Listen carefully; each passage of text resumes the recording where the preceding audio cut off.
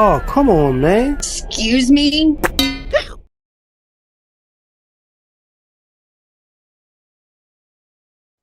You're going to gain 90 pounds when you come here. Oh, I can't wait. As long as we go to Wiener Circle, I don't care. You want to go to Wiener Circle? There's you are a chef. Anna is a chef. I Um, can't wait, dude. I'm super jacked. we I'm we so excited. we eat very well for not a lot of money in this house, but we eat very well. So and I we don't think that you have to have a lot of money to eat well is the thing. No, absolutely not. And because of my autoimmune, I cook be in everything camera. Come from over here. scratch. Be No, in you camera. can't. All right. Hi, Anna. And now the dog's all, hi, Millie. You can come up and say hi too. All right. So we were talking about AI on the previous episode. Mm-hmm. And I gave this tease about um our storytelling traditions. We were Mm-hmm. we were talking about it in that context. And Yeah. you were talking about your cover and how people are going at you for not mortgaging your eye teeth for a cover that you could do for pennies using AI. Or Yeah. even if you didn't use AI, you could do it I did my book covers for my 5 books using PowerPoint, Yeah. right? Um Yeah. And I mean Canva. I use Canva. I Canva is didn't AI. Give me a break. exactly. I didn't go and uh an art student or a commercial artist who was going to charge me $3,000 and blah blah blah, and then argue with me over color and typeface and everything. So I did it myself. I was a poor author, and that's what I did. Yeah. So Oh, I'm a poor author. am I are you cheating by using Canva or PowerPoint? No. Or even just setting it up in Word. How about taking a picture and adding a typeface to the picture? Mm-hmm. Are you cheating because you didn't employ a graphic artist? Right. So by that measure, I'm cheating by doing my own grocery shopping if I don't use some delivery service, Yeah. right? Because It's that insane. person could be making minimum wage driving my groceries to me while I just get fatter and fatter on the couch. Hey, Wally predicted it, man. Yeah. Like the end of Yeah. Wally when it shows all the people, Yeah. like that's I have to watch the movie again. oh. Every Um, time I watch that, I want to go to the gym. yeah, yeah, yeah, exactly. So, But I mean, we're headed there. but I'm trying not to be.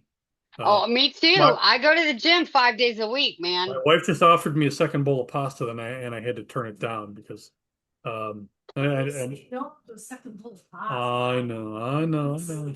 pasta. It's not like shitty pasta. Um,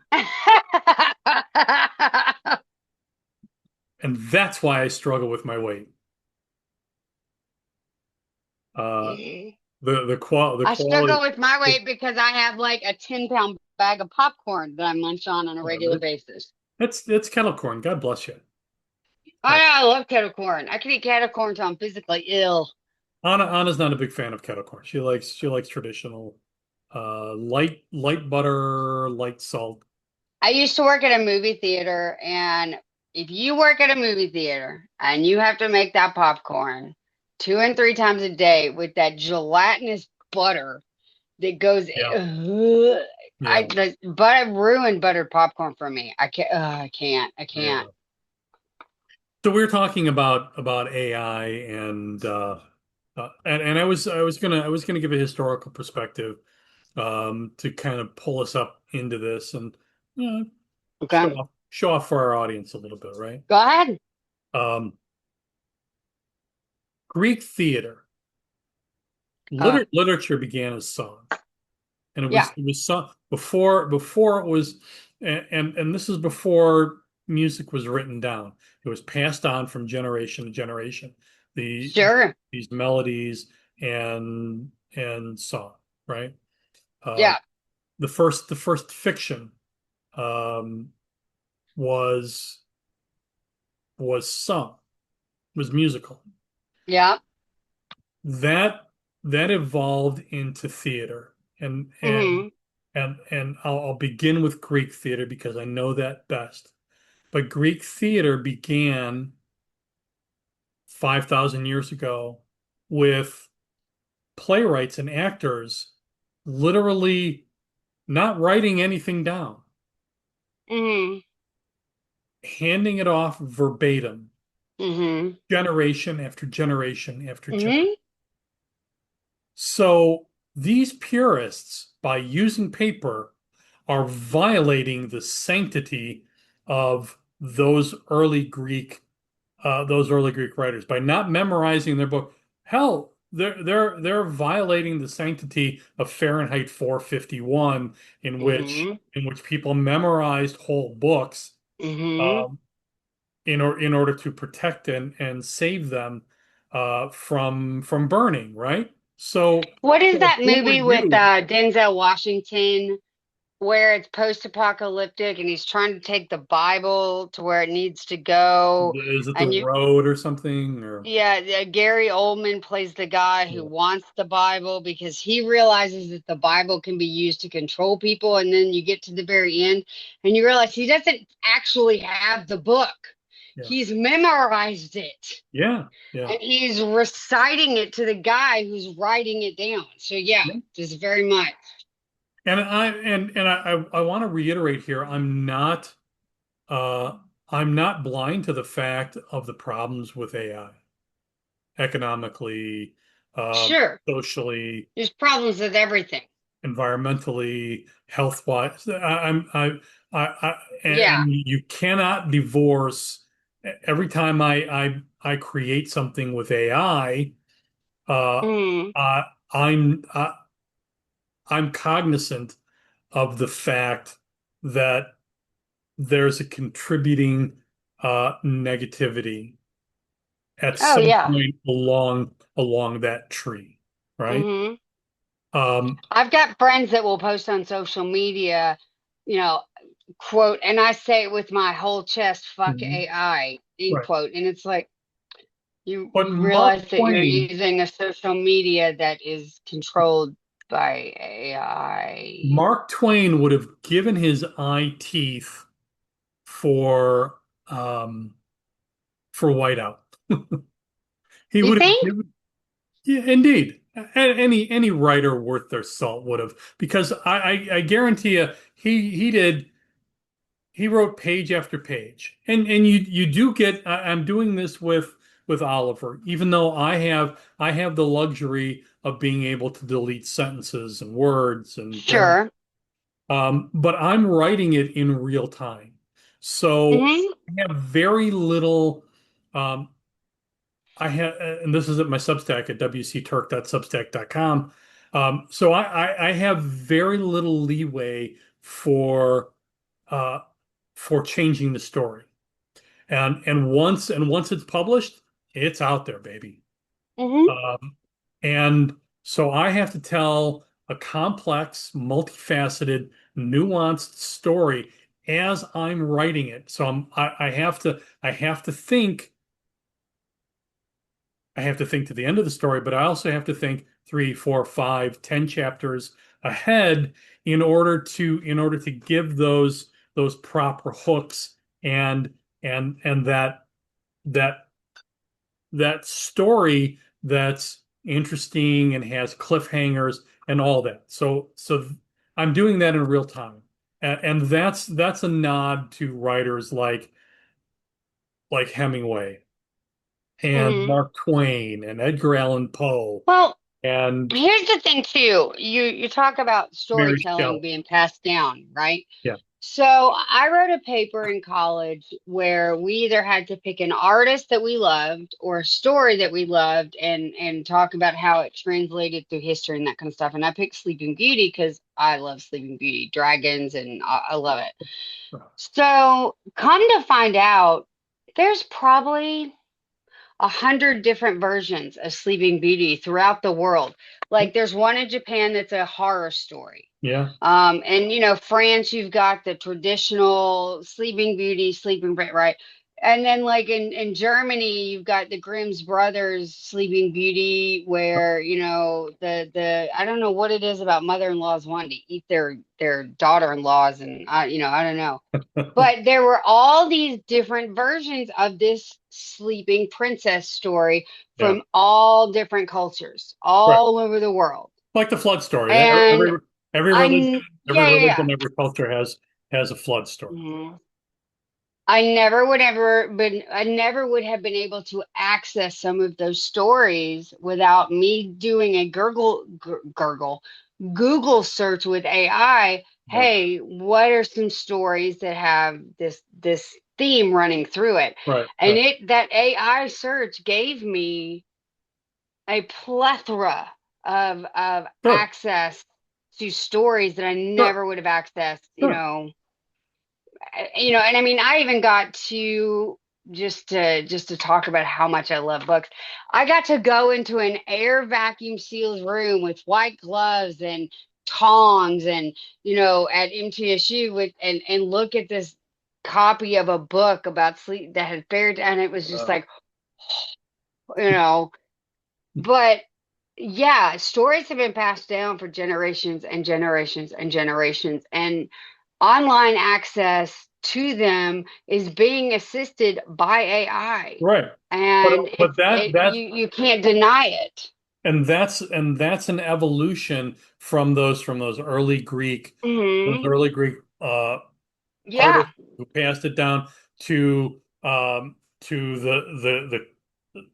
the Greek plays that Hmm. were then written down to scrolls, and then the Hmm. codex, Hmm. the illuminated books of the Middle Ages, Yeah. and then uh, Gutenberg's press. So all of those have been evolutions in writing through Hmm. the typewriter and the typewriter ribbon, Yeah, and I think AI is just another the directing evolutional hop. typewriter, and whiteout, Hmm. and the electric typewriter, and then the word processor and the computer, and now Hmm. so all of those have been progressions, and at each level the writer needed to understand how those were best incorporated as Hmm. tools, Hmm. and not to be a tool for those tools, Yeah. that we're in command of those tools. And I think that is going to be the big leap of AI, is that we need to understand how we are in charge of that I technology, agree. not that it's running us. And Hmm. No, I agree. that might be a hell of a foot race. Oh, yeah, we're already leagues behind, in my Yeah, opinion. yeah, yeah. We just are. Like I said, the horse is out of the barn and it is taken off, and we're still standing in the field going, but wait. And I think that we are leaps and bounds behind So how AI. do we? It's Because I think this all hinges upon legislation, right? Oh, absolutely. It has to be But who's going legislation. to legislate it? Our government has proven that they can't have Right, any kind of critical thinking skill with regards to right, legislation. Look at right. how bad they've handled everything else. So what, like, So how do we lobby like groups like Pen America, hmm who should be at the forefront of protecting the writer from AI abuse while allowing AI to become a tool? it's literally legislative action, but you've got to have enough people. Are you the one? Oh, I know who it was. My friend Todd brings up such a great point about politics and that kind of stuff. Yeah, And yeah, so he says you get two people in a room who have differing opinions, you still have a respectful conversation. hmm You throw a third person in the room, maybe let a little less because now there's three different opinions. The more people you bring into the conversation, the less respectful the conversation gets because more people want to get their voice in. More people think that they're important, their opinion is more right. important. And by the time you get this committee of people, nobody's listening to anybody, nobody's being respectful. And there's no, hey, I respect your opinion, but I I disagree would with you argue, going on anymore. I would argue one point on that, Okay. that's very true Oh, absolutely. until you get to a critical mass in which all of those voices kind of mold or meld into a more cohesive movement or voice. Yeah, but that hasn't happened lately. Yeah. Lately, it feels like to me that lately it's my way or the highway. But if everybody's doing a my way or the highway, we're going to have 10,000 highways that are going nowhere. Yeah. Yeah. Yeah. That's a good point. Yeah. And there's a lot of people that I'm friends with that I'm just like, I don't really agree with that, but I can kind of see, Yeah. you know, and so that's why, like, I get everybody's fear about AI. I absolutely get it. I understand it 100%. But I think that we've lost the understanding that that is already here and we have been using it for The years. Frankenstein monster is already in the countryside. Yeah.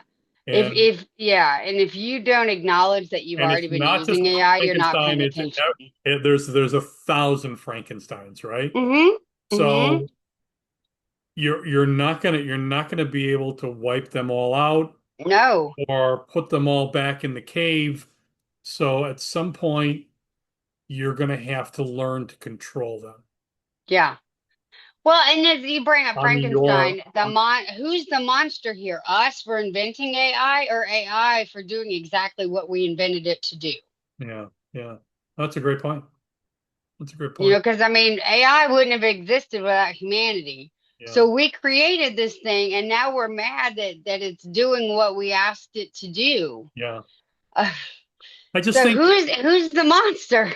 I just think those people that are such quote unquote purists are first of all aren't really looking around to see how AI is already impacting their lives, but are they also the same people that go through the self checkout at Walmart or at the grocery Oh, store I hate the self or checkout at Walmart. are they the people that are stalwart? They're going to stand in line for an hour and a half if that's what it takes to make sure that they get No, a checker and a live checker and a live bagger. Or at some point, are they going to go? Are they going to get frustrated and say, I've got a loaf of bread and a gallon of milk here. I'm going to go through the self checkout, right? yeah, So there are a level of hypocrisies here that people really need to come to terms with. I agree. So I agree, 100%. yeah. And and if it's a tool that you can do that will help you um and and people may take me to task here with a level of hypocrisy when I say, yeah, you can use AI instead of a graphic artist to to design your book cover, but you have to write that book. But again, I'll say it this way: storytelling is intrinsically human because it's a declaration of love, Mm-hmm. uh, or it's an exploration of our mortality. I agree. 100%. That's Mm-hmm. everything. Yeah. Uh, I mean, that it's part of encapsulates every single culture in the encapsulates entire world. the Bible Everybody. and the Torah and the Bhagavad Gita and The All of it. Quran, and every book of literature or fiction that's ever been written, every story that's ever been told is a Hmm. declaration of love and or an exploration of mortality. I agree, 100%. Yeah, yeah. So and that's why it needs to be human. And the reason for that, for writing it as a human being and not letting an AI program write it for you, is that aspect of mortality and love, Hmm. which a machine Hmm. which a machine can't do. But Machines cannot encompass the vastness of the human emotional spectrum. yes, yeah. They As can't. as flawed as it is, and that is an exploration with every word, every sentence, every syntax, Hmm. every paragraph, every chapter, the words you use, the rhythm that you I agree. and the form you use, the style that you use. that that's a Yeah. human exploration that you must take in order to fully understand and Yep. explore those issues of love and mortality that you're going to share Yep. or let loose in the world with your audience. That's my argument. Yeah. No, I think that we learn so much from people that I don't know. I think that we learn a lot from people. And I think that if we would understand that the intention of AI Everything. from a human perspective is to help grow our art and our humanity, not take away from it. It's all an I think that expression, all art is an expression of our conscience. yeah, yeah, that's what I think I'm trying to say. It's all just another tool to express ourselves. Yeah, yeah, And I think to put a limit on that expression and say, oh, you can only express your art form in this way right. is acceptable to me, but you can't do it in this way. And Putting and limits again, on that is ridiculous. just to put a fine point on that, um, if you have an idea, a one sentence idea Hmm. for a story, Hmm. um, I, I'll come up with one right now. Uh, my dog climbs a mountain to save a family. Okay, so and then I just plug that into a program and walk away Hmm. and come back in 30 seconds or a minute or 5 minutes or 90 minutes or whatever it takes. And there's the story with all the predictable plot points and arcs. Then I I I've robbed myself and my Hmm. audience of that exploration, and I've Yeah. left them empty and wanting of of that exploration of love Hmm. and mortality, right? And I'll tell you, I've read a couple books. I've read a couple, not the whole book, but I've read a couple like, oh, this AI wrote a book, and I've read passages from it, right? And then you read passages from a book written by a person, you can tell immediately Yeah. because the human emotion isn't there. Yes, yeah.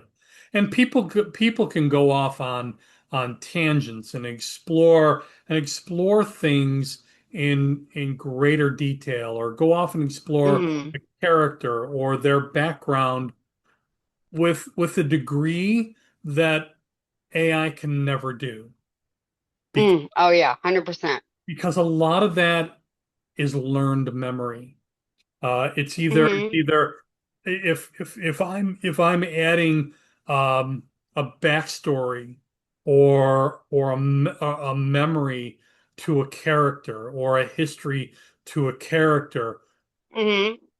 I'm infusing something that I've learned along the way about being human, Oh, absolutely. about morality, about mortality, Mm-hmm. about ethics, about love, about relationships and community, uh, adventure, what have you.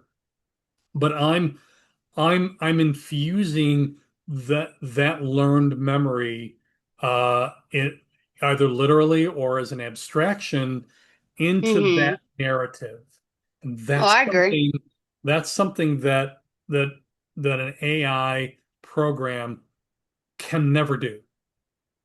No, not ever. Not ever. Because that's that's really you talk about random memory access. That's really Yeah. the epitome of random memory access to going to steal a computer term because you're Yeah. taking something that you've heard or learned or suffered in your life and pouring it into a definition of this character that people will use later on in that story Mm-hmm. in order to engage or understand or Mm-hmm. comprehend that that character's motivation or position. Mm-hmm. I agree. Yeah. Not that I I have an agree. opinion, not that I have an opinion on the matter. Oh no, no, not at all. Me either. I'm completely opinionatedless. Uh, how do you think I'm going to do? Opinionless. How do you think, how do you think I'm going to do at the Imaginarium I con think you're going to be brilliant. I really do. I wish that I could go and I could see your presentation. I hate that I can't go. years ago? I did this environmental panel at the University of Chicago in this Mm-hmm. big, beautiful, austere hall, and Okay. they made the mistake of giving me a detachable microphone. And Oh, this was a big audience with a panel I already know this is a bad decision. with a panel of environmentalists. I was like that Phil Donahue caricature on Saturday Night Yeah, Live, yeah, yeah, yeah, where I'm yeah, just yeah. running up and down the aisles and I'm throwing the microphone to people, and Oh my uh, God. so that's how I'm going to be here. So when I That's gonna, I cannot wait. I yeah, cannot wait. I can't, somebody's got to record this so that I can watch it. no, I know that'll be for researching clothing and setting in historical drama. Okay. Which is another thing, you know, I just reread Connecticut Yankee and King Arthur's Court, a great book by Mark Twain. So good. And um, even after all these decades, what almost a century and a half, century and a quarter, since he wrote that, I've written I wrote a time travel novel. I've about three-quarters of the way through writing the time travel sequel to that, Hmm. but I was astounded at the amount of detail uh, that that Twain imbued in that text Hmm. that would make a lot of made me blush, but would make a lot of contemporary time travel writers blush, you know, or feel Oh yeah. ill in comparison. Um, and that was, you know, Oh yeah. I, I'm guessing that it was probably uh primary resources that he went to these great old dusty old books I'm Hmm. imagining, you know, and Hmm. Hmm. where he could get to the costuming and whatever some of the attitudes, but he would have loved the internet for that reason, Oh, absolutely. you know? Hmm. And I agree. who knows how many books he would have churned out had, Oh, you know, right. but Oh, I agree. I'm just spitballing here, uh but I just and I'll bring that up at the in both of those forums, Okay. the Imaginarium. Yeah. So I think that's going to be really interesting. yeah. So what are you doing in South Carolina? So I'm going to Asheville, North Carolina, because my Oh, North daughter Carolina. has I'm sorry. never been. And Yep. if I could afford a house in North Carolina, I would absolutely get one in Asheville because everybody loves Gatlinburg over here, and it's like Yeah. it's a big old tourist trap. Mhm. And for the same amount of time, you can drive to Asheville, Mhm. and there's so much more to do. Birthplace of REM. And I think the B-52s are from there, right? hmm I think so. I think so. But like I go to the People are correct. pinball museum and malaprops, All right. and then we're gonna take my daughter to Battery Park. I think it's called Battery Park Wine Bar. All right. Because they do a brunch. Mhm. And it's Battery Park Book Exchange. That's what it is. Okay. It's Battery Park Book Exchange and Champagne Bar, and it's literally a restaurant in the middle of a bookstore Wow. where you can just sit at a table in the bookstore and eat. And so my friend Lauren and I are going to take Corrine, and we're going to kind of just, I mean, and then there's a double-decker bus that Mhm. is a coffee store that we're going to go to. And it's just, there's so much quirky, There weird you go. shit to go do in Asheville, and I love it. There you go. Yeah, nice, nice, nice. So we're gonna have to end it there. Yep, It's always great speaking with you. It's always I of have such, course. I have such a blast when we You're get. not always, we never have anything to say. We're always so quiet. Yeah, yeah, we're a couple of shrinking violets. Especially you, my dear.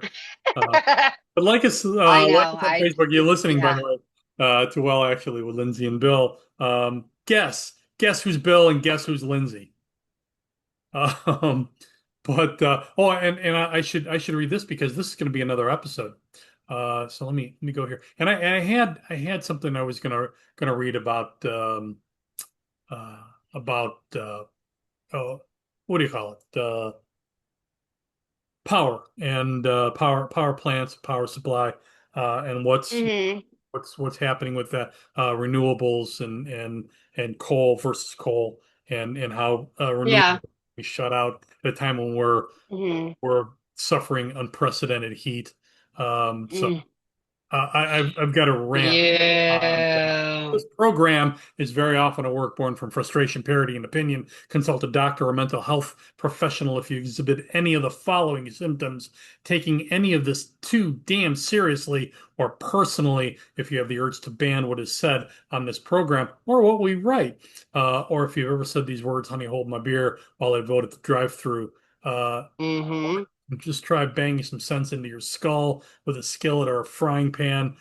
Failing that, just try getting a damn life. And by the Damn way, life. this hour of the of Well Actually with Lindsay and Bill was brought to you by the Spine Bookshop in Smyrna, Tennessee. The Spine Bookshop, uh, thespine.com, right?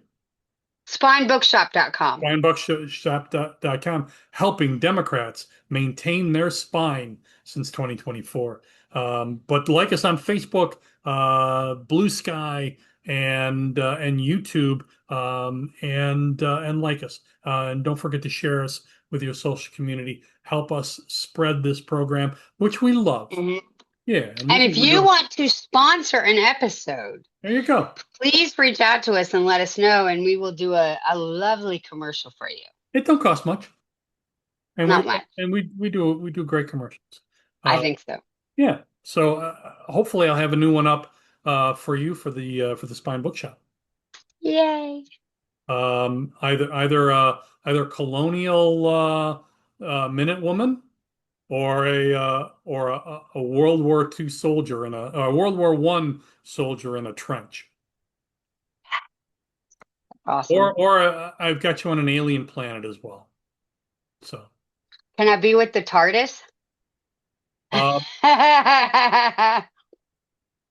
maybe if I design And a TARDIS that doesn't look necessarily like a like, TARDIS, but is still kind of TARDIS-like, so we don't run into any yeah, infringements. I know. Oh But my God. All I would do is go to music festivals.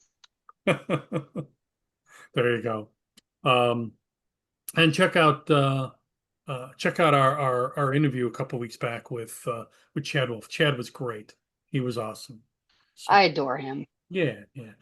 And I keep saying I'm going to put up that episode with the drummer from Foghat, and I'll get to that very shortly. Also, Yeah. my interview with my 2024 interview with Martin Barr, in which he talks about his favorite classical music, um, duende, Latin dance, his love of Latin dance, and Hmm.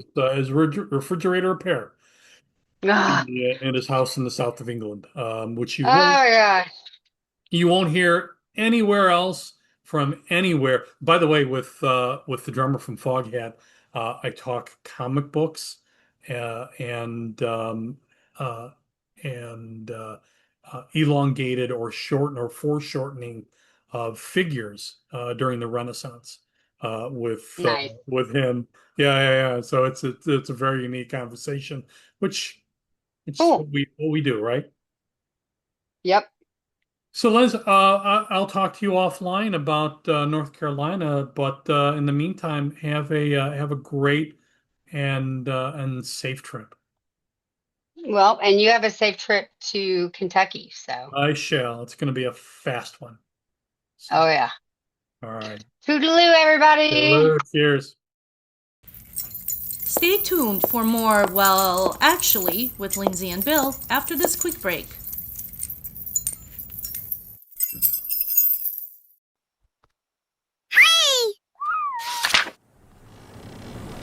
Books are adventure and discovery, and books can heal. When you open that door, like life, just imagine what awaits. I'm Lindsay Schultz, owner of the Spine Bookshop in Smyrna, Tennessee. I'm also an author and book dragon, and keeper of the Banned Book Brigade. Visit us online at thespinebookshop.com or call 615-768-9833. Illuminate your mind. The Spine Bookshop. Thespinebookshop.com. We match books to people.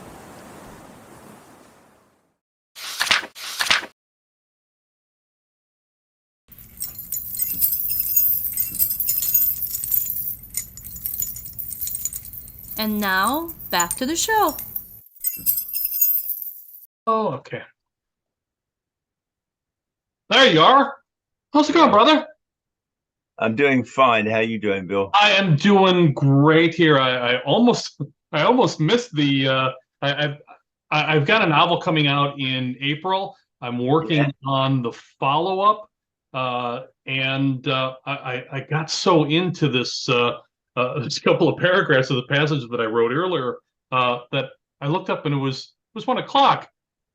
Ah, I've got someplace to be at 1 o'clock. that's right. Well, actually, I'm on the East Coast. It's 2 o'clock here. Yes, sir. Yes, sir. That's right. I sometimes get a little muddled up. We fly here. We just did a record release party at the Iridium in New York City, Uh-huh. and we did a record release party 4 days later in San Juan Capistrano in Southern California at the Coach House. There you go. And what was interesting, though, we were very, very brave. We played 9 new songs from our album. Uh-huh. I mean, you go up on stage and people are expecting something. But we spent 5 days rehearsing the album down in Florida at our studio. Well, But it's like not a lot of time, is it? I'm sorry? It's not a lot of time, is it? No, but the thing is, you have to relearn like 8 or 9 songs you played over the last 2 or 3 years ago, Uh-huh. But it was exciting. It was a challenge, and the audiences were great. Both shows were sold out, so that was good. We were a bit nervous about that, because Foghat's really old. 54 years, brother. You ought to get a gold watch for that at least, right? Yeah. Actually, I just got the phone with my older brother in England, Colin. We were talking about stuff because he co-wrote, or actually wrote one of the songs for us about Hank Williams. Yeah. We're going to talk about that a little bit.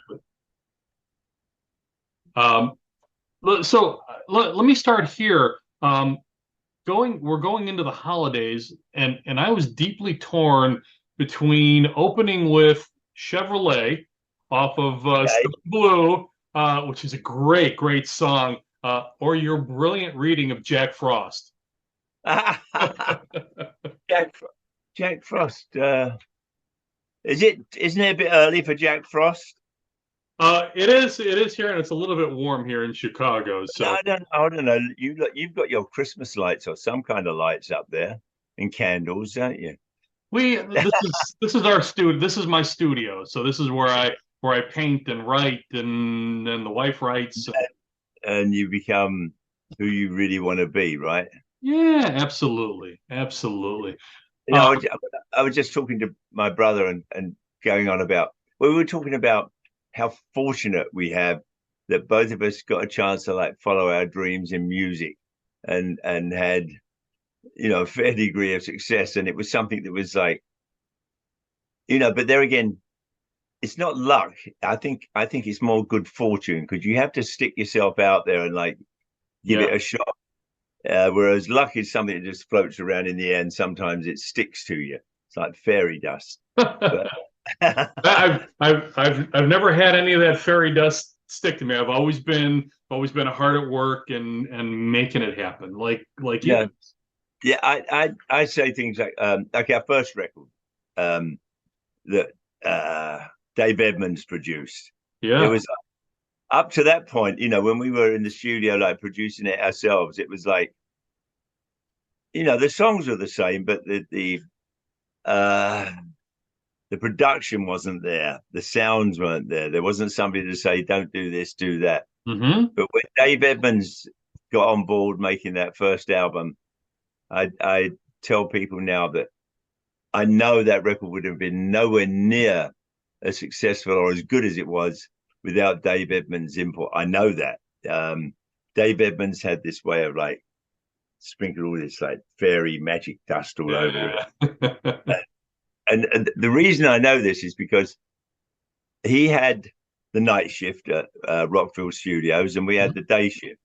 Then sometimes it would cross over and we'd listen to his stuff. He was mixing songs and we go, wow, this is really fucking great stuff. And then we would listen to our stuff and it would sound like, I don't know, it sounds like, you know, kids playing with toys or something, having a good time, but it just wasn't working.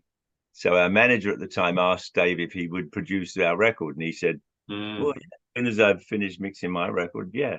Mm-hmm. And I'm forever grateful to Dave Edmunds. What a genius that man is. Yeah, he's brilliant, not only as a producer, but as a songwriter and musician as well. Yeah, But I'm guessing he saw something in you guys. So you guys came out of Savoy Brown, and with kind of a unique sound at the time. It was definitely a departure from him and Savoy Brown. But I'm sure he saw something in what you guys were doing and bought into that dream, right? We got on real well. I mean, I loved all his stuff and like Yeah. rock and roller. He's a blueser, Yep. as were myself, Lonesome Dave and Rob Price. So it was, yeah, that wasn't hard at all. And what I loved, in fact, we all loved working with Dave and vice versa. We got on really well. We had a good time, Mm-hmm. and I remember that there was never any. It was like we play something, and Dave would say, "That's really good. Keep that one," and then we go, "All right." And no, it was a lot of fun. You know, we pretty much run out of money. All the money that we were given was like to, you know, pay for Dave, pay for the studios and stuff. Yeah. But what were we living on? Cornflake sandwiches, I think. But it was also the studio was actually part of a working dairy farm, Yeah. so we had fresh milk every day. Very good. It goes great with cornflakes. Yeah, and bread sandwiches, cornflake sandwiches. It was a good time. It was a really good So time. what was that conversation when between you and the band when you decided that you were going to split from Savoy Brown? How did that conversation begin? Um, Harry Simmons, we had a meeting with Harry Simmons, the manager, and Yeah, Kim. yeah, They fired Tony Stevens. right. Uh, they said that Dave and I could stay around if we wanted to. Uh-huh. Dave and I went back to my room. We were in San Francisco at the time, and Dave wrote Fools Hall of Fame, and I had my practice pads, and we played that. The Uh-huh. next morning, Dave and myself met with Harry Simmons, the manager, and said, "Look, we'll stay around for as long as Kim wants us to, until he puts a new band together. Uh-huh. But we just feel it's time for a change." And But Kim was Kim, okay with that, right? Harry wasn't. I'm sorry, Kim was all right with you guys leaving the band to form your own band, but Harry wasn't. Harry wasn't exactly. No, Kim was fine. Um, and we were fine to stay with Kim until he had a new band. In fact, when we go back to England, myself and Dave and Tony were working on some songs with Kim in the studio. Mm-hmm. But um, sometimes you just have to sort of say it's time for a change. And then I reconnected with Kim in '76. Mm-hmm. He did a show out here out on Long Island at Stony Brook University. Yeah. We spent some time together. Then about 10 years ago, and we bump into each other, across the country from time to time. Mm-hmm. About 10 years ago, our manager, Linda, got Savoy Brown on the same agency as us, Okay. Paradise Artists. And so that meant we got chances to play together. In fact, we did a couple at the Arcada with Kim. Yeah. And it was great. We just reconnected. I get up and play with them, two drummers, and Kim will get up and play with Foghat. It was good. And then Man. I invited Kim to play on our previous album, Under the Influence, Uh-huh. and he played on about 4 songs, as did Scott Holt, a new lead singer and guitar player. Mm-hmm. And after we finished. Tom Hambridge produced the last record, Under the Influence, and Kim said to me, we were hanging out after we finished all the sessions, and he said, I'd really like to write some songs for Foghat. I said, that would be great, Kim.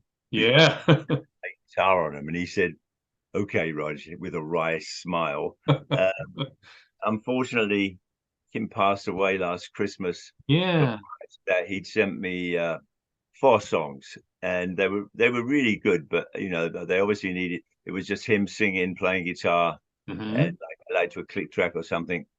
And we did 3 of them on the new album on Sonic Mojo. So I was really happy with the way they turned out, and it felt really good to have Kim's songs there. I mean, Brian Bassett was a huge fan of Kim Simmons playing, as was Scott Holt. Scott Holt even had met with Kim a number of times, and they'd even talked about playing together. Wow. So it was. There's a little bit of magic in the air with the songs that Kim wrote. So it felt really good. In fact, this whole record feels really good. The way it sounds and the way it feels. I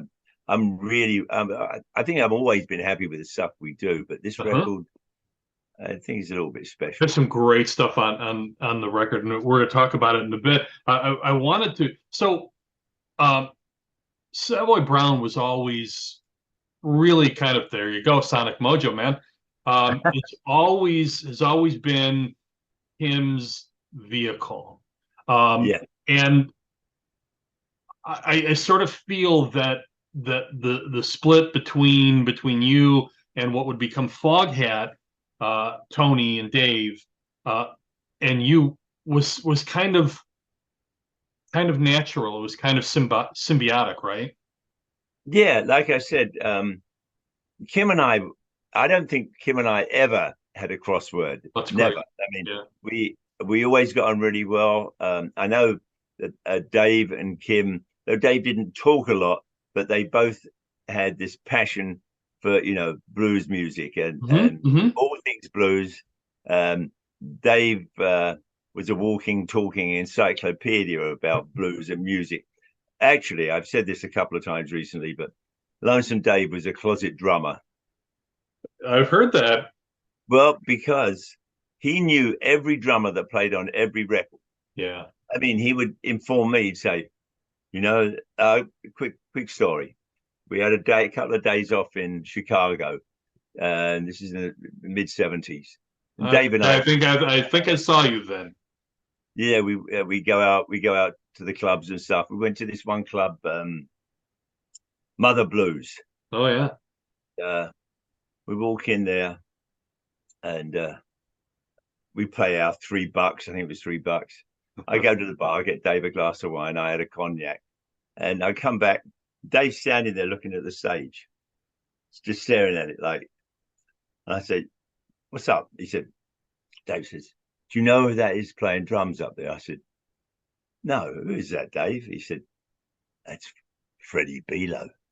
Now, of course, I know who Freddie Below was. I mean, session man at Chess Records, played on all that classic stuff that I learned to play to. And I said, "Wow." So Dave and I make our way over there, and the band's taking a break, and we sort of go up and talk to him. Freddie did all this basically he was a jazz drummer, but he played all this really cool stuff. With his right hand, he would play on the floor, tom on the side of the drum. So he would play with the bass drum, right?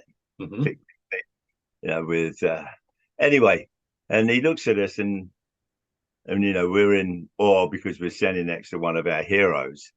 And Freddie says, "You guys want to play?" Yeah. So he goes off to the bar, and Dave and I played for the next hour. Wow. Well, I mean, in a four-man band, it's essential that that each member is really tuned in to their counterparts, right? Yeah. Especially for a band like Foghat. Yeah. Right from the very beginning, when I first started joining the band when I was 16, the bass player was a best friend like in school, Dave Hutchins. He'd been playing since he was like 10 years old. I didn't start until I was 12 or 13. And Ray Dorset had been playing since he was 9 or 10 years old, and he was a singer in the first band I was in. So I always played with great players. When I joined Savoy Brown, that was like there was some real magic in the air then. Chris Jordan, fantastic writer, and Kim was just starting to come into his own as a guitar player. Yeah. He was listening to anybody and everybody, and he was just soaking it up. Yeah. And I get into this band, and I'm going, okay, and fuck it up. And it was, and Kim and I never had a crossword. The only time it was a little different because everything was one take then. We'd rehearse at various rehearsal rooms around London. Then when we were ready, we would go in. Mike Vernon was the producer. Roy Thomas Baker, or Roy Baker he was then, was the engineer. So the sounds were great in the room. I didn't do anything to my drums. They just put microphones on it, and I just had to play. I knew how to tune a drum. But go ahead. And there was one song we were doing, "You Need Love," Willie Dixon song, of course. There would be no rock and roll if it wasn't for Willie Dixon. I agree. So we were doing this song where it was like kind of a rave up kind of thing, drum solos and bass solos in it. Come to my part, sort of play the drum solo, and I drop a drumstick. Clunk. I knew it was only one take. So Kim comes over to me and he says, Rog, if we don't get it right next time, the song's not going on the album. Nothing like some pressure. Yeah, a little bit. What was that? 19, maybe 20. I don't know. Yeah. I didn't drop the drumstick next time, but my drum solos have improved. But actually, my playing overall has improved somewhat. But my passion has always been for, blues and early rock and roll. That's what I listen to. Like Earl Palmer.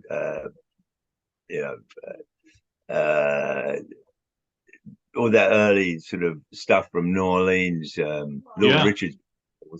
Um, it was, that's what I listened to. Francis Clay, who I thought was Muddy's greatest drummer. When you listen to, you probably heard it, like Muddy Waters at Newport. Yeah. I think that is like the most incredible. When I heard that record, I said, this is it. And I sat down and listened to it and tried to play to it. I'd had a couple of like 6-inch speakers either side of my head that was connected to a Grundig tape player when I was 15, I think, and or 16. Anyway, and I'd listen to it, and I couldn't play like that. But the attitude I loved, and everything. There was always a swing in everything that was played. The same with Freddie Below, and Earl Palmer. They, even if it was like a 4/4 feel, it was always shuffle going through it. It was never that. It was a that. Yeah. Well, that was built into from the origins of New Orleans blues, especially. Right. And I knew that was something that you had to sort of master, or at least own to some degree yourself. And I listened to other drummers, but it was music for me. It was always about the music. It was songs, the way the band played. That I wanted to play like that in a band. Like drummers, you sit in a room and you're banging around and like practicing your rudiments, but where you learn how to play is with a band. A great bass player, a great singer, a great guitar player, and I played with all those. You played with all instruments growing up, so I was fortunate there. I always played with great musicians, so I think that helps drag you along. I have to say, one of my all-time favorite songs is Stone Blue.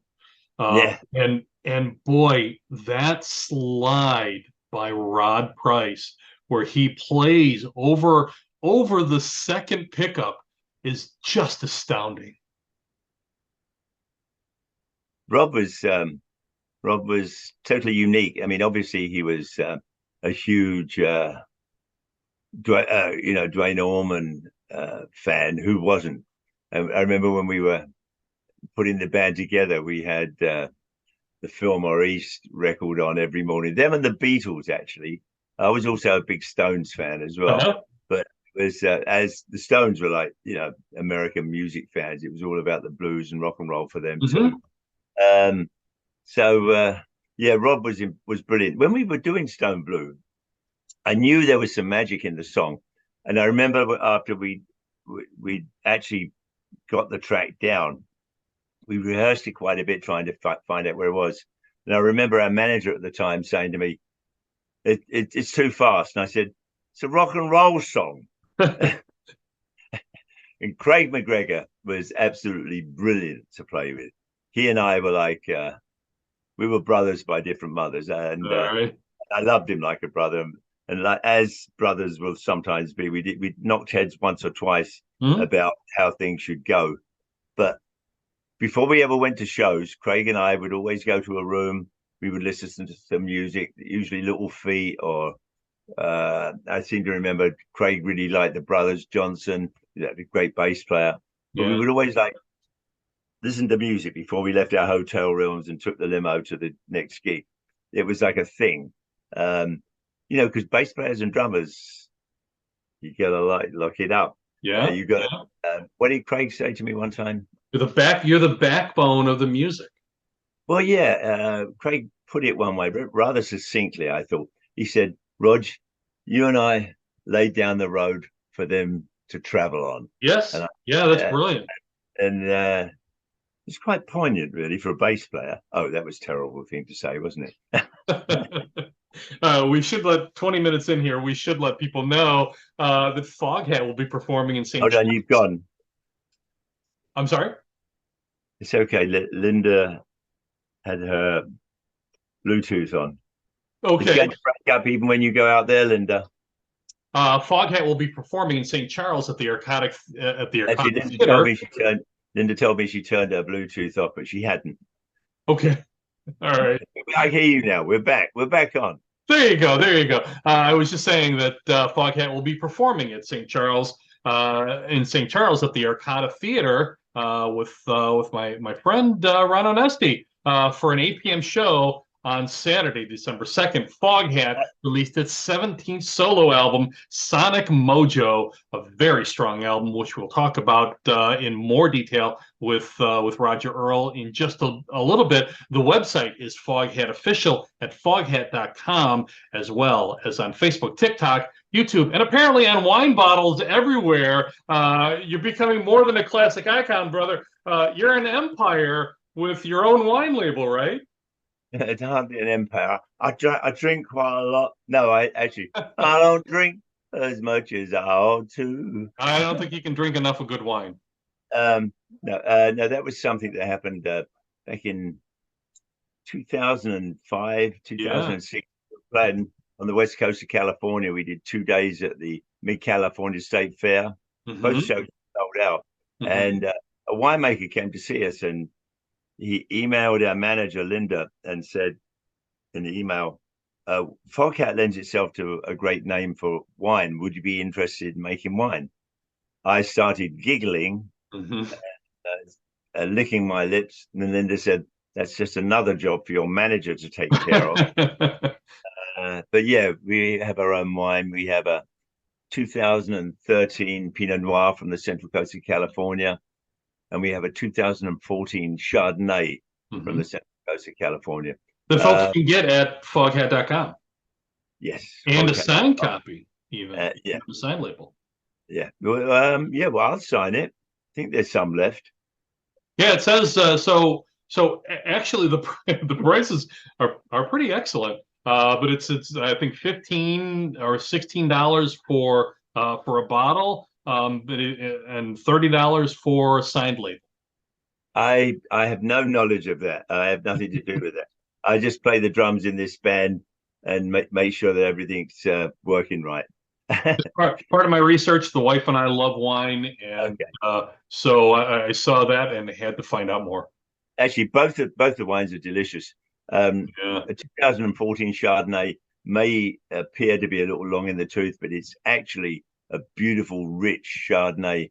The 2013 Pinot Noir, in fact, I just drank half a bottle for lunch.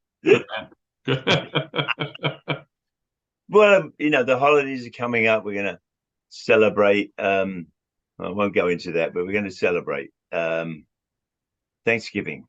Yeah. Nice. And I am thoroughly grateful for how things have turned out. And I love my adopted home. This is the land of music. This is where it all came from. Yeah.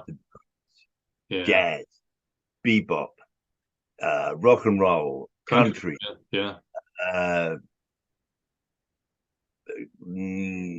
Religious music, gospel music. Of course, gospel music. I mean, how many fantastic singers and how much fantastic music has come out from people that grew up in a church. Indeed. This is the land of music. And America has given music to the world. Wonderful joining of all those wonderful ideas, this wonderful melting pot of ideas and music. No other country in the world is like this. I think they all take, the leadership from here. Of course, you've got people all over the world like singing stuff, but this country gave music to the world and inspires even to this day. Coming up inspires people all over the world to make music.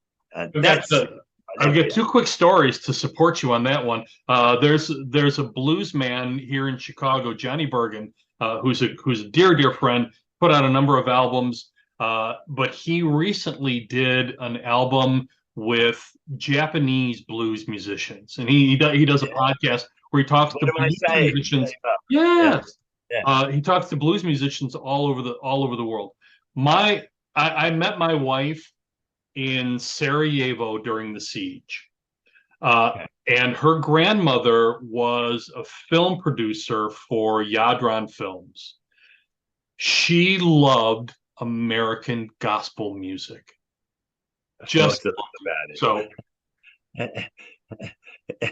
No, I mean, it's joyful music. Yes. The blues can also be joyful, happy, even though it's about often a sadder subject.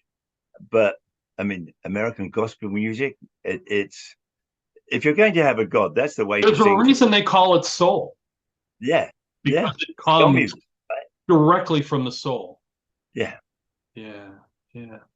Um, I had the pleasure of catching you at Alpine Valley in the late 70s or early 80s. A little muddled right now, the exact time. Me and three other guys were stuffed into my '69 Le Mans, which was destroyed in an accident. Not Yeah. and this trip ended up in my first novel. Um, but we were swilling pints of Jack Daniels 2 hours from Oh, to no, Alpine that's Valley and 2 hours criminal. back and through the Drinking and whole driving. Good. a trip we should not have survived, by the way. No. So I'm a little bit familiar with your music, um, but you guys put on a brilliant show. You're a live band. You've always been a live band. And I think that's one of the magical ingredients in Foghat albums, studio albums, is they have that live feel. And I know Dave Edmunds contributed to that on the first album, but you guys carried that through every single album, which is a testimony to the band. But with every record that we've made, not every song was made like with the four musicians in the room, two guitars, bass, drums, and singing. But a number of them were. Or often what we would do is like we would make sure there was enough separation. This band has always been what's the word? Organic. We always played together. We always played in the room. It was like, and before we ever go out and play on the road, we always rehearsed. Mm-hmm. It was never like, well, let's do that. It was never any like sloppiness. And also, there's a wonderful line that Dave used to come up with, and it sort of personified what we were about. He said he would shout to the audience after a song or two. He'd say, "Do we have permission to jam?" The song would start up in the studio and come out on a record. That's that blues sensibility, man. Then it would be 7 or 7.5. Making music is a real joyous thing. That has carried over today with our current band. These guys are just phenomenal. Brian Bassett's been with us 27 years. He played with Lonesome Dave and Rob Price. They did a couple of tours together.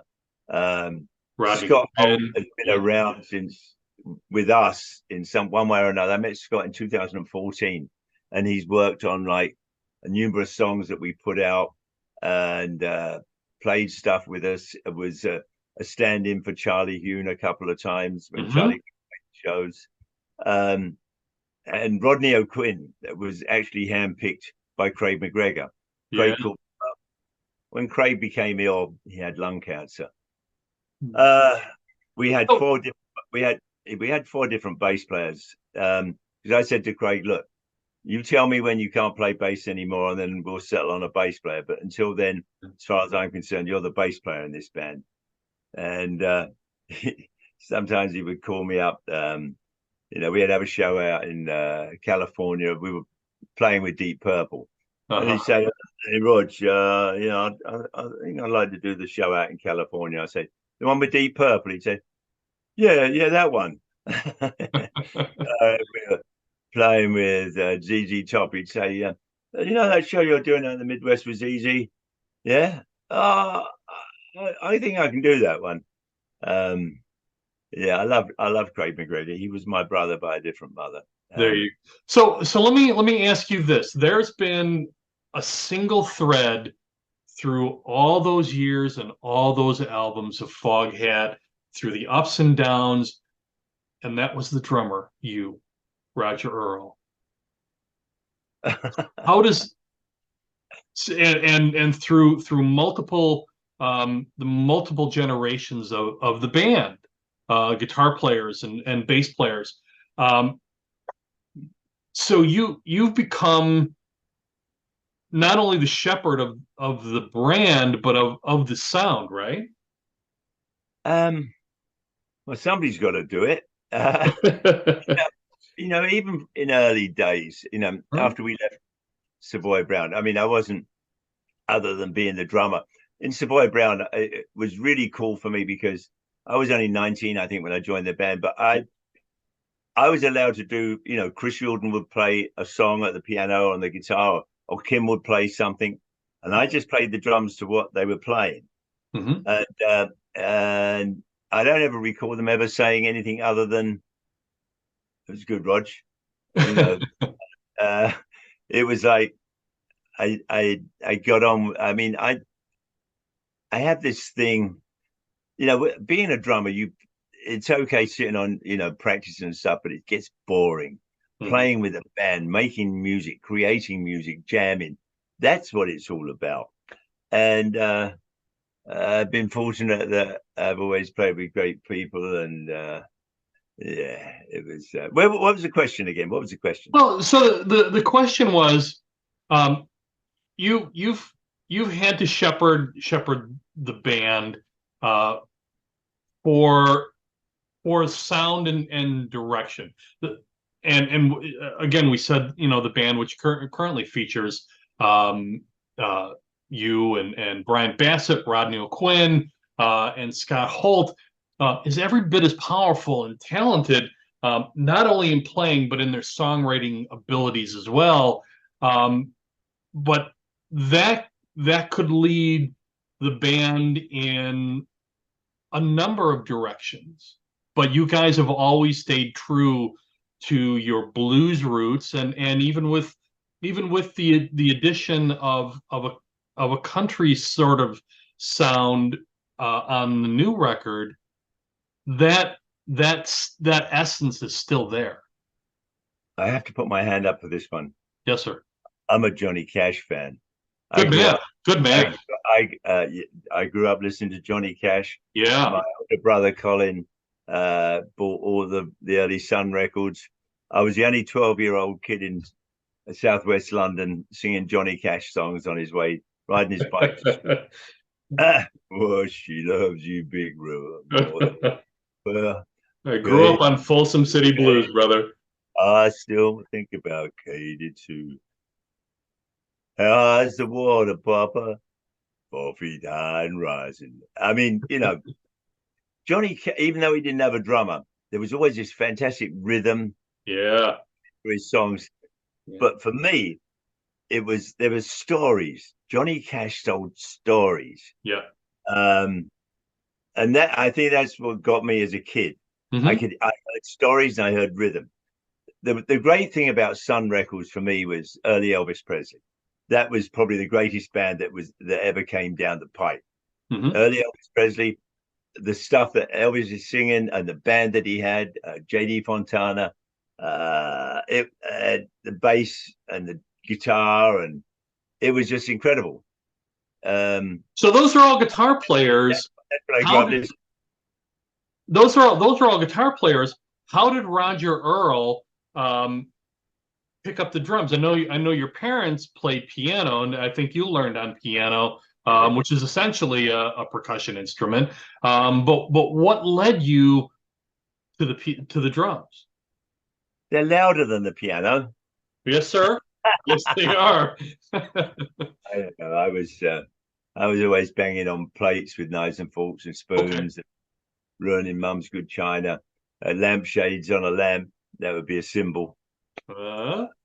I'm sure she appreciated that. Yeah, actually, my parents were very, in the words, understanding. There was always music in our house anyway. Dad, there was always music. We always had the radio on, the record player, or we had a tape player as well. We used to tape stuff off the radio. That's how I learned to play. I had a Grundig tape player, mm-hmm. and had like 6-inch speakers either side of my head, and I just played the music. It was my parents are really cool. They loved music. They grew up in the East End of London. That's where they came from. Mm-hmm. We settled in Southwest London in Hounslow, and my dad took me to see Jerry Lee Lewis when I was 12 years old. Jerry Lee would come over. It was 1960, somewhere around there, and that was it. Yeah. I mean, I'd already listened to Jerry Lee's first album and Little Richard and Johnny Cash, and but seeing Jerry Lee Lewis live, though I couldn't hear him, you know, they just probably had a couple of box columns either side of the stage. There was Jerry Lee had some of that real magic in the way he played, the way his personality. He was so it was brilliant, and I was hooked. My mother said it addled my brain. But it certainly paid the bills. Yeah, not for a long time. No, Yeah. I gave up my job as a commercial artist. I was earning really good money, you know, when I joined Savoy Brown. So no, you know, the thing is, I think with musicians, if you really want to play, and I was good as a commercial artist, you know, earned really decent money and good people that I work with as well. Do you still do visual art? No, I don't do any of that. No? Occasionally, I'll draw something for the grandchildren or something, you know, a picture, and make them laugh. But actually, no, I did the artwork for the Family Jewels album. I had to do overlays and all sorts of stuff the old way. Okay. We have a manager who does all the artwork now. Hold on a second. Yeah. Hold on a second. Story. You know, I have to say, I really miss liner notes. You got it on this one. There's stories in there. Not about just the band, but about people who work with us, where we've been, where we want to go. It's and pictures. You know, I remember like when I would look at albums that had pictures, and notes, it would be I would read them over and over again. Yeah. Really? I heard about Chicago. I went there eventually. I wanted to go to Chicago. New Orleans. I wanted to go to New Orleans. That's the land of dreams. There's magic down there. And I got there. And kid growing up in London, I mean, I made my dreams come true. And but you have to be brave. Sometimes you have to be brave. Sometimes you go. So let me take you down a little path here, because this stood out to me, and I always wondered about it. The last album that you guys recorded in the 80s was Zigzag Walk, 1982, I think, which was almost a rockabilly album, a different sound than your traditional or your iconic straight ahead blues infused rock, right? Did you think that was it for the band? I think Rod left in 1980, shortly before the album came out, right? Rod left after we did the Boogie Motel album. Okay. That was the last record he played on. You know what? Dave was the lead singer in the band and the main writer, and I had no problem playing rockabilly tunes. Okay. You know, back in 1969 or 1970, we were doing we were doing an album, forget which album we were doing for Savoy Brown, with Mike Vernon, and Roy Baker was the engineer. And Kim and Chris Jordan and our producer went out to have lunch, and myself and Dave and Tony Stevens stayed behind. So what do? We play.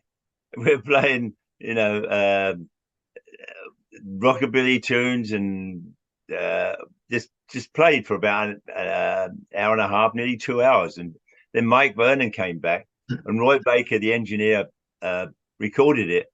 And the producer said, "Wow, this is really good."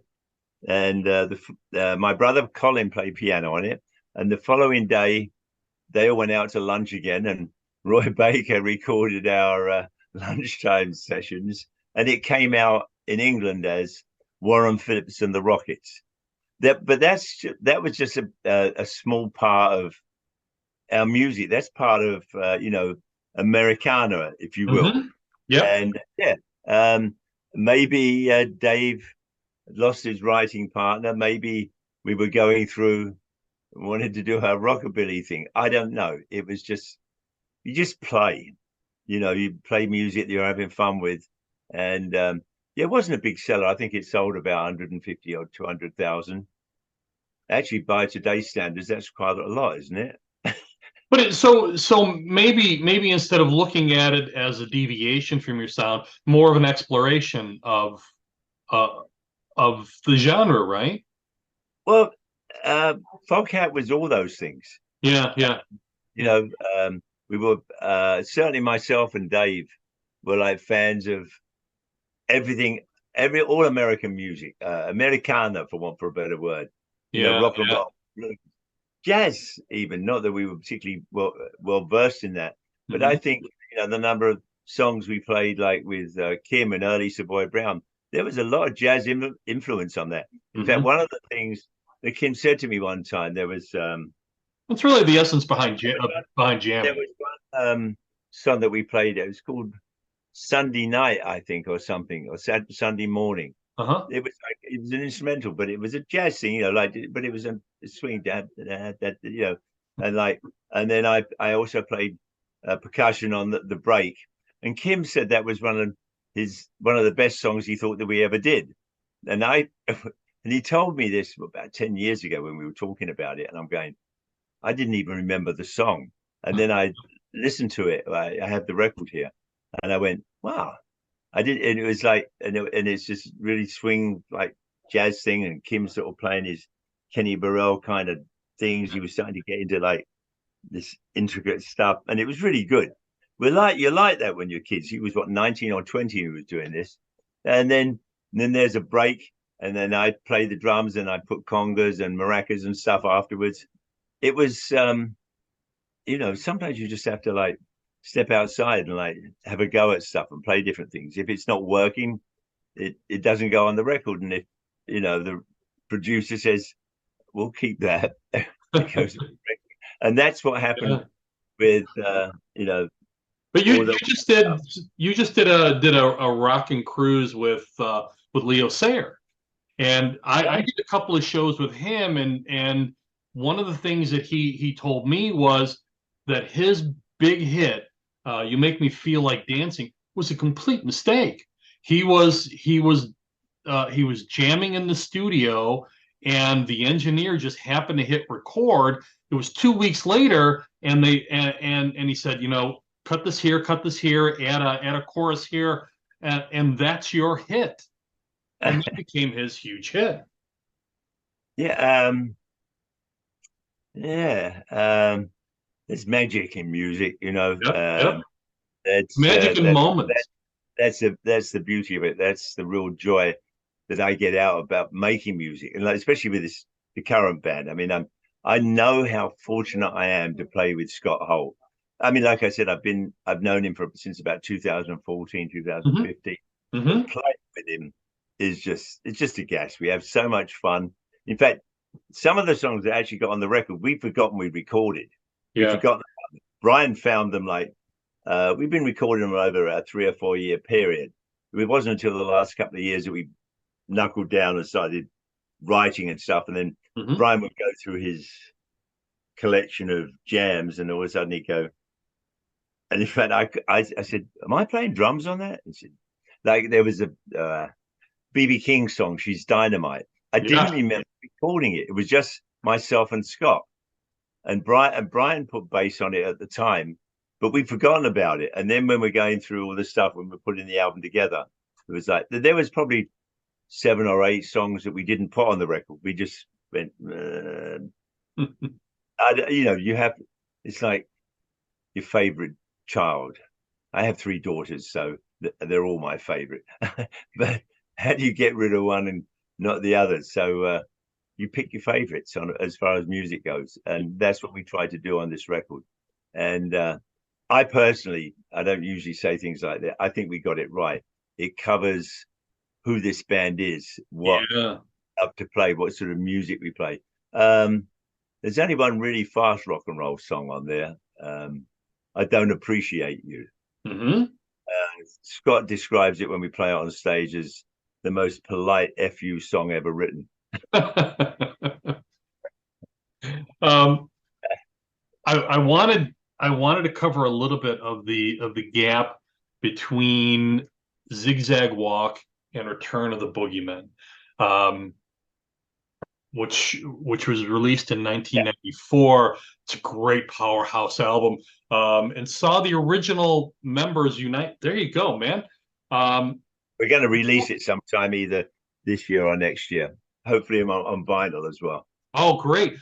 You were pounding those skins like you had a vendetta against the songs. And I'm thinking of songs like Jump That Train. But man, you were out of the box on that one, bro. Well, I was working with my favorite producer. Yeah. And one of my best friends. Nick Jameson is an absolute genius when it comes to production and as a musician. I've said this many times and I'll say it again. I probably learned more from working and knowing Nick Jameson as an individual more than any other person I've met and played with. And he was terrific. Rod struggled a little bit on the record. Dave was ripping. He was ready to do this. We'd actually had a year and a half off from playing after we got the original band back together, which was a bit difficult, from a working musician point of view. But I had some personal things I had to take care of with my mother and father back in England, and it worked. And Dave sent me a bunch of songs on a cassette, so I knew where we were sort of headed. And you're right, and I think Dave actually came up with some terrific songs on that record. Yeah, Jump That Train was that was just one take as well. We were struggling with it in the studio. Nick Jameson went out. I was using 26-inch bass drums. Nick Jameson went out and detuned my bass drums, so took all the padding out. There was a single hole in the middle. There were 26-inch bass drums. I had two, and he took all the padding out and detuned them so they'd be like boom. You hear it, right? And I said, okay, but he didn't mic up my left bass drum. So when I started playing double bass drums, it was a button and it had this like off count. But I thought it added to the magic. Nick said, why didn't you tell me you were going to play the other bass drum? I said, well, but that's like part of the energy comes through on that album so strongly. It's like you're making up for the last 12 years. But yeah, prior to that, we've been working on the song. We hadn't we were trying to find the tempo. I would start and when you're working on new material, there's this thing going on until you nail it. Yeah. And I was playing to a click to start off with once everybody said this, and it just wasn't working. It was it wasn't that I or anybody else was off. It just wasn't working. Again, Foghat was always a very organic band. It's and eventually there was just the four of us in the room. Dave sang on microphone. It was just the band playing. Nick Jameson said, just go out and fucking play the song. And that's what we did. And that was the take. So let's spend a couple of minutes here before we go on the new album. Because I think there you go, Sonic Mojo. This album has, like all of your previous albums, has a great live feel. Testament to not only you but the band as well. You've always been a live band. What can folks expect to hear on this tour, man? Actually, I think I mentioned earlier we did two record release parties. Yeah, it's pretty brave of a band that you're playing to a sold out. It's a club. It's like the club in New York, the Iridium, I think holds 160 people. That was sold out. Following Friday, we played in LA at the Coach House, 500 people. That was sold out. Yeah, and we've got 9 new songs in the set. Yeah. Wow. Wow. You've got to be brave to do that. But And so you said that when Hank Williams came to town was a song that was written by your brother. you How wrote the words, our yes. audiences, our Foghat audiences, reacting to that song? We didn't play it. Oh, really? No, Oh, it's a great song. we didn't. We didn't play that, and we didn't play the Chuck Berry song. We played all the others though. Uh-huh. I don't know why. It was just like we had an hour and right. No, we already did 8 from the record, and we had an hour and 15 minutes. We actually played nearly an hour and a half. Uh-huh. So we had to take something out. That was one of them that didn't make the cut. But the recording of it, I'm really, really happy with. My Yeah. brother wrote the lyrics, and we put the music to it. And I love, and Scott Holt was absolutely brilliant on that. But it was, I thought it was pretty brave just to go to a place and play basically 90% of the songs you're playing that night. It's all new music. But the show in California at the Coach House was really cool because they were kind. They said, you can play at least an hour and a half. You don't have to play an hour and 15 minutes. So we got to jam. We hadn't played Honey Hush in years. We hadn't played that funky music. Brian was the guitar player. And Wild Cherry. Yeah. So we played that as well. That's always fun. Play that funky music and Slow Ride. Okay.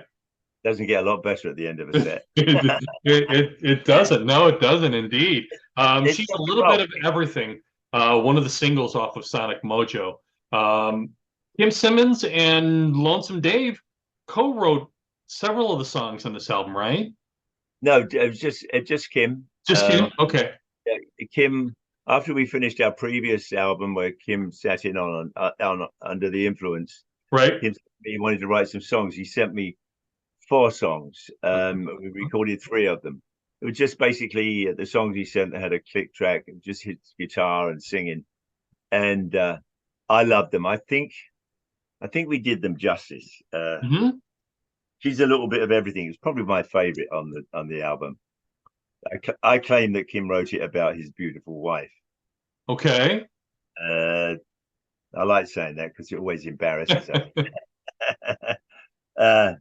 Driving On, which is a classic, like that's classic. About on the road trying to get home to the one you love because, well, we can't say that. Are children listening to this? No. And the other one we did was Time Slips Away, and I think Scott Holt put it rather succinctly. It was like Kim wrote that when he knew he was facing the end of his life, and it was away, and he put it into words, and that was a tough one for us to make because we weren't sure how to play it. And Scott spent a lot of time with the words and like the cadence of the words, what level you're actually going to sing that song at, and how you have to really emote with something like that because sir. Kim wrote a personal song, and Scott saw it as that, and I did it as when I was playing it. We played it was just myself and Scott when we actually played the song. Rodney put his bass on afterwards because we both wanted to get the feel of the song, the vocal, Scott's vocal and drums. It was Scott's vocal, guitar, and drums. That's how we did that song. Yeah. And then we put the bass on afterwards, and Brian Bassett, of course, was running the board, and he put his guitar on after we'd finished it. But I'm grateful to Kim Simmons, not only because he gave me my first. That's just showing no signs of slowing down, man. Yeah, he was a brilliant blues guitar player. He said to me, he wanted to be remembered as a blues guitarist. That's nice. And he stayed faithful to his early the music that moved him, and he absorbed that. And you said in another interview that he really loved music. He was a beautiful man. He really was.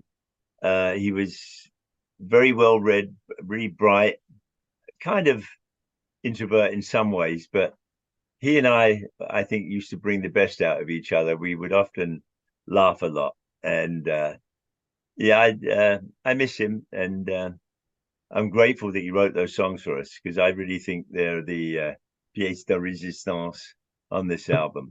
And it means a lot to me that he though he couldn't play on it, his spirit is in there. Yeah. I'm gonna end this piece with Driving On, which I think fits beautifully in the lexicon of classics by Foghat. You also mentioned ZZ Top, and is that opening an homage to ZZ Top's Lagrange? Of course it's that, but you see, ZZ Top, where did they get it from?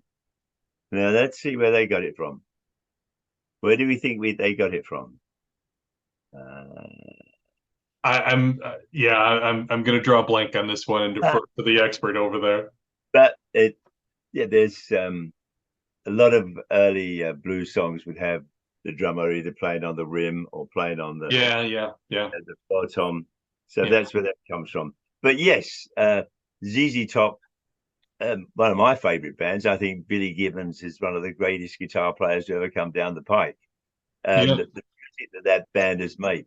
One of the things I love about ZZ Top is they always managed, even though some of the songs were like kind of sad and bluesy and stuff, humor. They would inject humor. If you listen to those lyrics, it's funny. And also, I remember reading an article about, they were talking about, they often have 2 or 3 sets of lyrics for a song. And I mean, that just shows you how prolific that band was. And they also, they nailed that band down, the way they played, the way they sounded. I've had the pleasure of playing with them numerous times over the years. In fact, last year we did some shows with them, and I got to hang out with Billy Gibbons and talk to him about stuff. He's always been kind about saying kind stuff about Foghat too, but that's because, you know, we love the blues and grew up with it, and we came from the other side of the pond. But ZZ Top, one of my favorite bands. They just play great. They're a great band. So I want to end with an apology here. I have a very cheeky new novel coming out, as I said at the beginning. From Renegade Press. It comes out in April, titled "The Assassination of Baby Hitler: A Love Story." It's essentially, I knew you would get a kick out of it, especially after the cover of Under the Influence, where you're kicking out at a wine cask. ZZ Top and Foghat were Slim Harpo fans. That's where that comes from. Okay. The snare, Slim Harpo. Long before Top and long before Foghat got together. So that's where we sold it from. There you go. This novel is nerd romance, time travel, rock and roll, theoretical physics as a subtext. One of the threads argues free will through guitar rockers who wield their guitars to harness negative energy necessary to keep wormholes going open, which is my characters travel through time with. There is Michael Schenker, Jimmy Page, Al Stewart, Rick Derringer, Miles Goodwin from April Wine in the sequel, which is about Greta, the love interest to the physicist, the time traveling physicist. I need a new rock star, a new guitarist, and I'm thinking of Lonesome Dave. Lonesome Dave would have loved that. He was, and I have no idea how I even overlooked him for the first novel. When Dave got off stage, he was very quiet. He loved to read, and we would share many stories, and he would turn me onto a lot of books, actually. But Dave was also into Marvel comics, all comics. Okay. Heroes. Wow. Dave was, in fact, when he got on stage, Uh-huh. off stage he was quiet. You know, he would have a glass of wine with us, and he and I appreciated fine wines, but he wasn't anywhere near like the nut job that some of us could become from time to time, and outrageous as we could be. Dave was a lot more. Not wearing leopard skin jackets?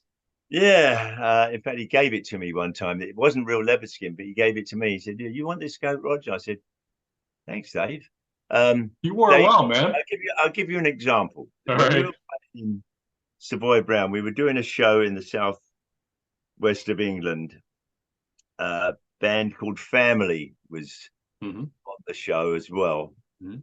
and they played. Then we went on stage, and we're playing. All of a sudden, the power keeps going off, and then I get the word from our road manager that there is a person off to my right up behind the stage who's turning the power on and off to let us know that we've got 15 minutes. Turned everything off. All the amps went off. And that's not Wow. yeah, right. He did this 3 times. I got off my drums. I went up these stairs and confronted him, and I told him that if he ever does that again, I'll hang something on you and it won't be a fucking daisy chain. But with that, Dave's brother was his name was John, was our road manager, one of our road managers. We had two. And all of a sudden there's a fight breaking out. It was in Southampton, I believe, south coast of England. His brother John is having a fight with some people down the front. With that, Dave takes his guitar off, jumps like some superhero into the fray. Wow. And Dave wasn't noted as a fighter, but somebody was fucking with his brother, so he was in there. Then I think somebody called the police. I remember grabbing somebody's pickaxe handle. The guy was just waving it around. He wasn't hitting anybody, but I figured we better take it away. It was nobody really got hurt, but that was typical Dave. He was a hero, and he would have been. He was a rock and roll hero, I think, for a lot of people. He was for me as well. He was every time we got on stage, it was nothing less than 110% with Dave. He lit up. He walked on stage, and it was full bar. He was great to play with, and it was always you always knew it was going to be 110% with Dave. So there was no worries about somebody having a tantrum or not being able to do this or do that. Dave lived for that sort of hour and 15, hour and a half. He was great to play with. I think that gives me a lot to characterize Lonesome Dave in a novel about time travel. Okay, here's another one for you. Yes, sir. Maybe a bit of inspiration. Please.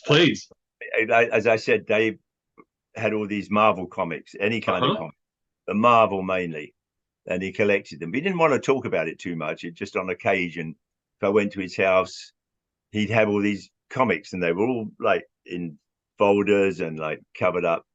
And when we were in Savoy Brown, he gave everybody nicknames. That there was an instrumental we did.